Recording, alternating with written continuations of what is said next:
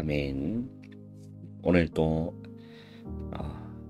주 예수와 동행하며 그 어디나 하늘나라를 누리는 오늘 하루 되시기를 바랍니다. 하나님 말씀은 사도행전 1장 1절에서 8절까지 말씀 우리 한 목소리로 우리 합독하겠습니다. 사도행전 1장 우리 1절에서 8절까지 우리 한 목소리로 합독하도록 하겠습니다. 데오빌로여, 내가 먼저 쓴 글에는 무릇 예수께서 행하시며 가르치시기를 시작하신부터 그가 택하신 사도들에게 성령으로 명하시고 승천하신 날까지 이를 기록하였노라. 그가 고난받으신 후에 또한 그들에게 확실한 많은 증거로 친히 살아계심을 나타내사 40일 동안 그들에게 보이시며 하나님 나라의 일을 말씀하시니라. 사도와 함께 모이사 그들에게 분부하여 이르시되 예루살렘을 떠나지 말고 내게서 들은 바 아버지께서 약속하신 것을 기다리라. 요한은 물로 세례를 베풀었으나 너희는 몇 날이 못되어 성령으로 세례를 받으리라 하셨느니라. 그들이 모였을 때에 예수께 여쭈어 이르되 주께서 이스라엘 나라를 회복하심이 이때이니까 하니 이르시되 때와 시기는 아버지께서 자기의 권한에 두셨으니 너희가 알 바 아니오. 오직 성령이 너희에게 임하시면 너희가 권능을 받고 예루살렘과 온 유대와 사마리아와 땅끝까지 이르러 내 증인이 되리라 하시니라. 아멘. 오늘 우리 8월 7일 목요일 오늘 기도처 말씀의 제목은 추수감사절의 본질이라는 제목입니다. 그리고 저와 여러분이 이번 주 받은 우리 강단의 말씀의 제목은 한 영혼을 품고 본이 되고 살려라 라는 제목으로 함께 말씀을 받았습니다. 바울은 어떤 사역을 하든지 절대 스승이 되기보다는 부모의 심정으로 사역했다는 것을 우리는 성경 곳곳을 통해서 확인하였습니다. 내 아들아 혹은 내 사랑하는 자녀들아 라고 바울은 표현한 부분들을 우리 바울 서신을 통해서 곳곳에서 우리는 확인할 수 있었던 거죠. 그래서 우리도 바울이 그렇게 부모의 심정으로 사역을 한 것처럼 저와 여러분들 또한 우리가 그렇게 사역해야 된다는 거죠. 왜 그렇습니까? 그리스도 안에는 1만 스승이 있지만 아버지는 많지 아니하니 라고 됐습니다. 가르치려고 하는 자는 많지만 아버지는 많지 않다. 이 바울이 그렇게 표현을 합니다. 그리고 우리는 그리스도를 본받은 것처럼 바울이 내가 그리스도를 본받은 것처럼 너희는 나를 본받는 자가 되라 라고 말씀한 것 같이 우리는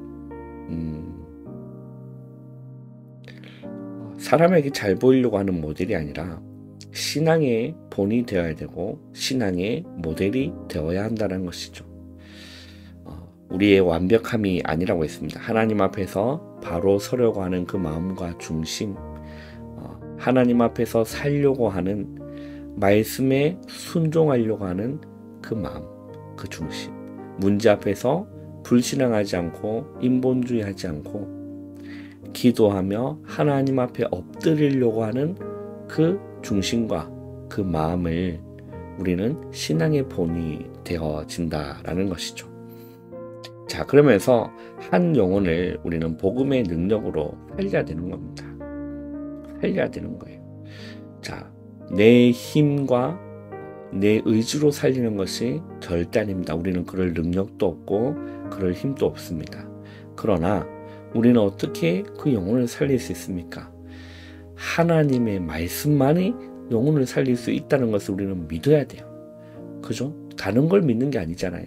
우리는 하나님의 말씀이 들어갈 때 그 영혼이 산다라는 거예요. 여러분, 우리는 그건 꼭 믿으셔야 돼요. 말씀을 예배당에 앉아 있는다고 영혼이 사는 것이 아니라 말씀이 들어갈 때 사는 겁니다. 그죠? 네. 히브리서 4장 12절에 명확하게 어떻게 이렇게 정교한 말씀을 하셨는지, 하나님의 말씀은 살았고 활력이 있어 좌우의 날선 어떤 검보다도 예리하여 혼과 영과 및 관절과 골수를 찔러 쪼개기까지 하며라고 했어요. 단순히 스크래치 내는 게 아닙니다. 단순히 베는 정도가 아니에요. 찔러서 쪼개는 거예요. 그 말은 하나님의 말씀이 내 영혼과, 그죠? 내 마음과 내 깊은 곳을 찔러서 쪼개는 겁니다. 예. 이 이유가 뭘까요? 예. 하나님의 말씀이 내 안에 들어올 때 나를 죽이는 것이 아니라 수술하는 겁니다. 그죠? 하나님의 말씀이 내 영혼을 살릴 수 있기 때문에 그래요. 우리는 그 말씀의 능력을 여러분 믿으시길 바랍니다. 찔러 쪼개기까지 하며 또 마음의 생각과 뜻을 판단하시나니라고 했죠. 여러분, 하나님의 말씀이 들어갈 때 사는 겁니다. 복음의 말씀이 들어갈 때 그 영혼은 사는 거예요. 우리가 그 중심과 그 믿음을 가지고 있어야 되는 거예요. 우리가 새 가족들이라든지 아니면 우리 자녀들한테 예쁜 말, 아름다운 말 필요할 수 있겠습니다. 위로의 말 필요할 수 있겠죠. 그게 필요 없다는 얘기 아닙니다. 도움되는 것이고 필요할 수 있겠지만은 중요한 것은 무엇입니까? 우리 자녀들한테 또 믿음 없는 자들한테 하나님의 말씀이 들어가도록 우리는 그렇게 기도해야 되는 겁니다. 그잖아요. 내 능력으로 어떻게 사람을 변화시킬 수 있습니까? 그거를 하나님 앞에 인정하고, 주님, 나는 못합니다. 하나님의 말씀이 저 아이를 수술하여 주시옵소서. 그렇게 기도하는 겁니다. 부모의 심정으로.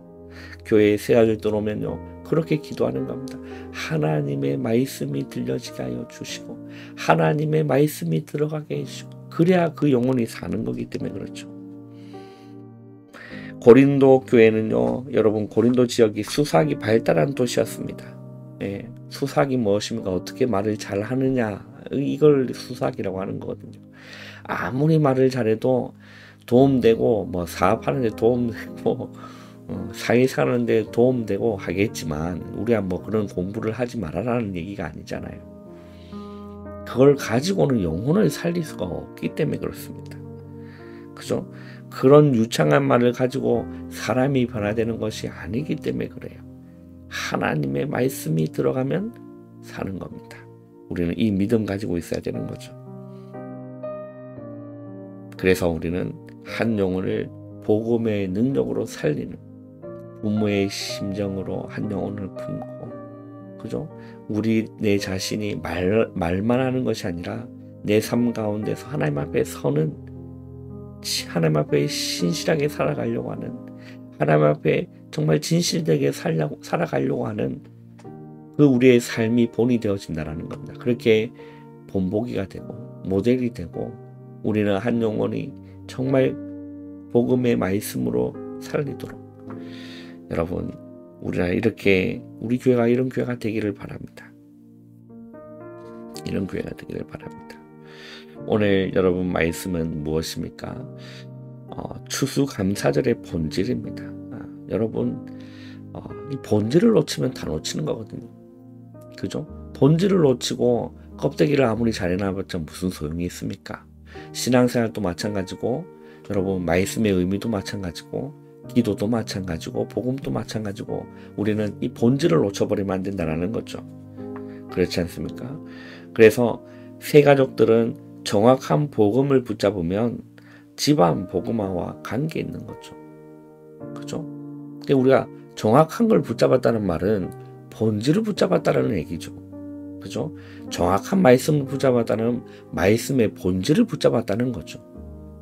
그죠? 그러니까 우리는 정확한 복음을 붙잡았다는 말은 복음의 본질을 붙잡았다, 라는 말과 똑같은 말인 것이죠.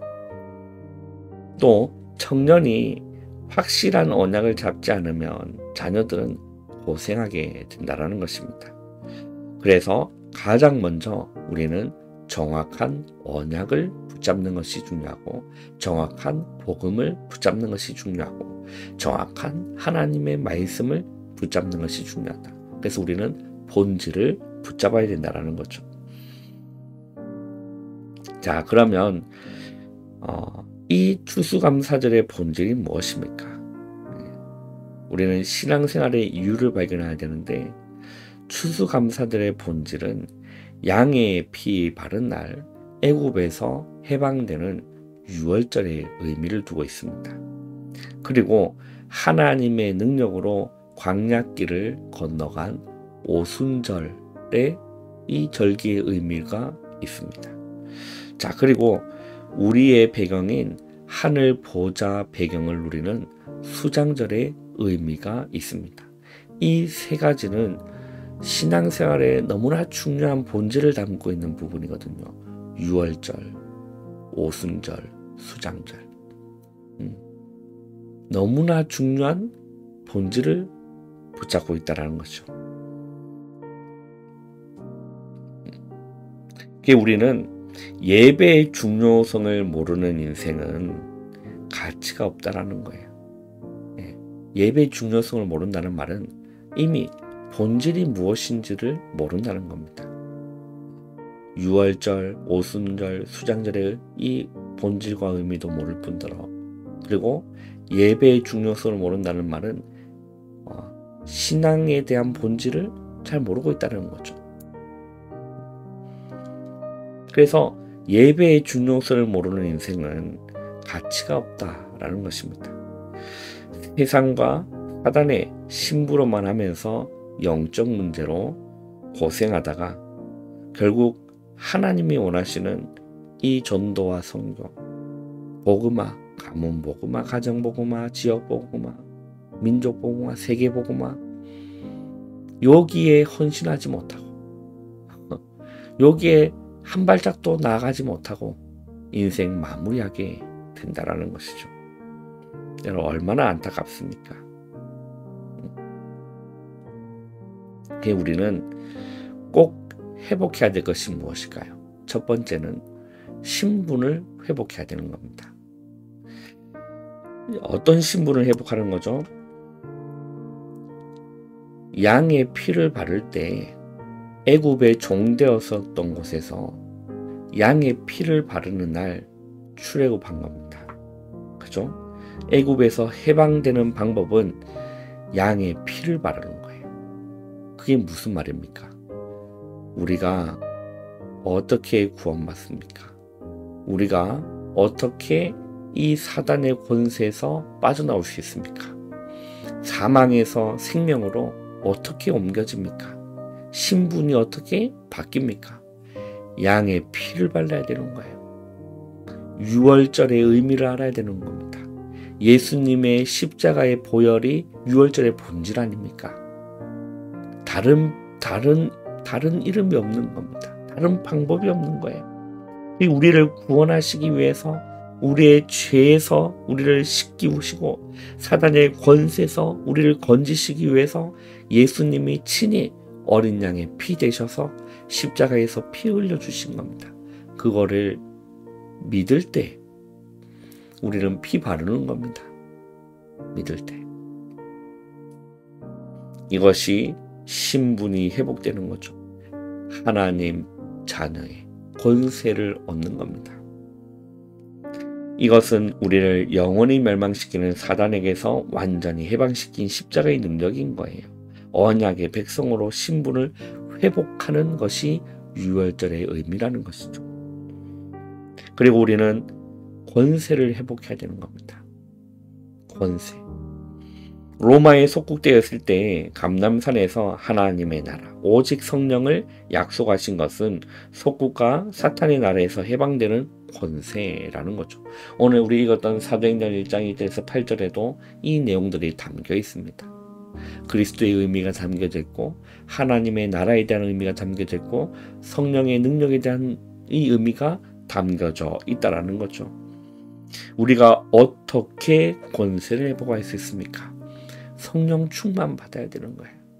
다른 방법이 없죠, 여러분. 어떻게 성령 충만 받습니까? 하나님을 의지하고 믿고 기도하고 오로지 기도할 때 우리는 성령의 충만함을 덧입을 수 있는 겁니다. 말씀을 묵상할 때 우리는 성령 충만을 덧입을 수 있는 거예요. 그 가운데서 성령의 음성에 순종하고 따라갈 때 우리는 성령 충만을 덧입을 수가 있다는 거죠. 우리는 이 힘으로 살아가야 되는 것입니다. 이 권세를 회복하는 비밀이 오순절의 비밀이라는 겁니다.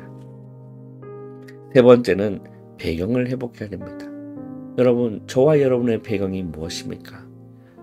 하늘 배경인 겁니다. 천국이 우리의 배경인 겁니다. 하나님 보좌가 우리의 배경이라는 거예요. 여러분, 이것이 수장절의 의미라는 것입니다. 여러분, 우리의 배경이 하늘 배경, 우리는 천국 시민권자다. 그래서 우리는 성령으로 충만함을 입어서, 그죠? 우리는 오늘도 우리 삶의 현장 가운데서, 우리 업의 현장 가운데서 하나님의 나라를 누리고 한 영혼을 품고 기도하고, 내가 있는 현장에서, 내가 있는 일터 현장에서, 내가 있는 가정 현장에서, 내가 있는 지역 현장에서 내가 관계된 사람의 그 영혼을 붙들고 주님 앞에 엎드리고 그 영혼 주님 회복시켜 주시고 구원하여 달라는 그 기도하고 복음을 전하고 선포할 수 있는 여러분의 삶이 되시기를 주님의 이름으로 축원합니다. 기도하겠습니다. 하나님, 감사합니다. 우리가 본질을 잃어버리지 않고 날마다 본질 회복하고 주님 앞에 승리의 길을 걷는 오늘 하루가 되어질 수 있도록 은혜 내려 주시옵소서. 예수님의 이름으로 감사하며 기도하옵나이다. 아멘. 여러분, 바로 일어나지 마시고 기도로 여러분 하루를 시작하시기를 바랍니다.